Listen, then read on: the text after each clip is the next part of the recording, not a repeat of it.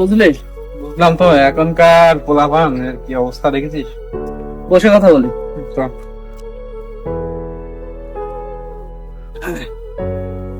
আচ্ছা, মনে আছে আমরা ছোটবেলায় কি করতাম? আমরা এরকম 26শে মার্চ 16 ডিসেম্বর আসলে ভোরবেলায় উঠে ফুল ম্যানেজ করে এনাদের মানে যেভাবে হোক ফুল ম্যানেজ করে স্যারদের সাথে খালি পায়ে রেলিতে গিয়ে এই শহীদ মিনার স্মৃতিসৌধে দিয়ে আসতাম।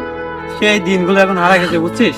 এখনকার পোলাপানের দৈনন্দিন কাজ হয়েছে নেশা করা, বিড়ি খাওয়া, মদ, মানে বিভিন্ন নেশায় আসক্ত। তাও কোথায় দেখ, এই শহীদ মিনার স্মৃতিসৌধে বসে জুতা পায়ে দিয়ে উঠে ওইখানে বসে এই কাজগুলা, মানে যেটা আমাদের স্মৃতিচারণ করার জায়গা, মানে যাদের রক্তের বিনিময়ে আমরা স্বাধীনতা পেয়েছি, যাদের রক্তের বিনিময়ে পাওয়ার জন্য আমাদের এই যে স্তম্ভগুলো বানানো, সেই জায়গাটায় ওদের হয়েছে এই জিনিসগুলো খাওয়ার নেশা। মানে এটা সম্মান দিতে জানে না। সম্মান তুই বলবি কি? আমরা যদি এখানে কিছু বাধা দিতে যাই, উল্টো আমাদের উল্টো জ্ঞান দিয়ে দেবে। জুনিয়র হোক সিনিয়র হোক সবাই সেম কাজ করতেছে, এখানে আমরা চাইলেও বলতে পারতেছি না, দেখতে হয়। আসলে দোষ আমাদের। আমাকে দোষ কেন? ছোটবেলায় আমরা পড়ছি, মনে আছে? স্বাধীনতা অর্জনের চেয়ে স্বাধীনতা রক্ষা করা অনেক কঠিন। হ্যাঁ, ছোটবেলায় তো বলছি আমরা।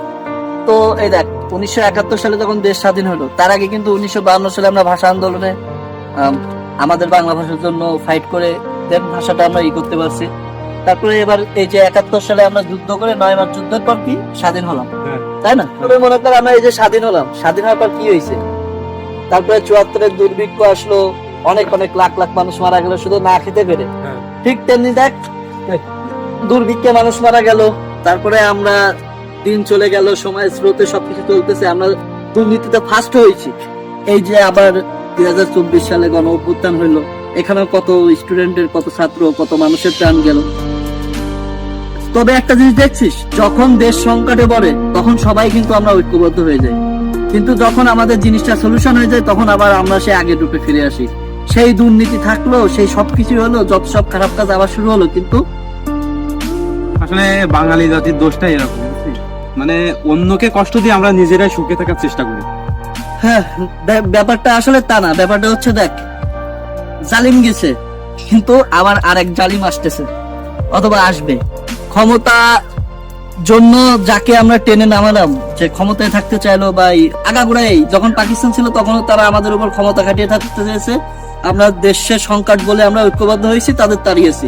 আবারও সেরকম কিছু একটা হয়েছে, কিন্তু আবারও আরেক দল চলে এসেছে, এরকম কিছু করার নেই। আসলে দিন শেষে কি যাই হোক না কেন, সাধারণ মানুষেরই প্রাণ যায়, সাধারণ মানুষই সংকটে থাকে। যাদের স্বার্থ তারা হাসিল করে নেয়।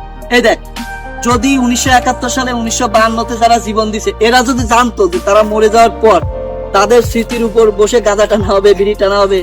এই যে 24-এ এই যে মুগ্ধ সাহেদ মারা গেল, এরা যদি জানতো যে যার জন্য এত জীবন দিলাম, মানে যার জন্য নিজে হারিয়ে গেলাম, কিন্তু সেই জিনিসটার ভবিষ্যতে আসলে কি তারা কি তাহলে তার রক্ত দিত না?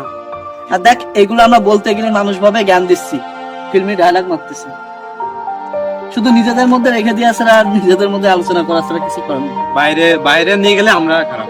এখন দেখ, আমি আসার পথে আজকে দেখলাম বহুত স্কুলে, বহুত কলেজে এখন শহীদ মিনার স্মৃতিসৌধ নাই, কিন্তু আগে প্রতিটা স্কুলে ছিল। এখন স্কুল হচ্ছে কিন্তু শহীদ মিনার নেই। মানে আমরা কি মুক্তিযুদ্ধের স্মৃতি থেকে হারিয়ে হচ্ছে না? করার নেই। দেখা যাক সময় স্রোতে সবকিছু কি হয়। চল, ঠিক আছে।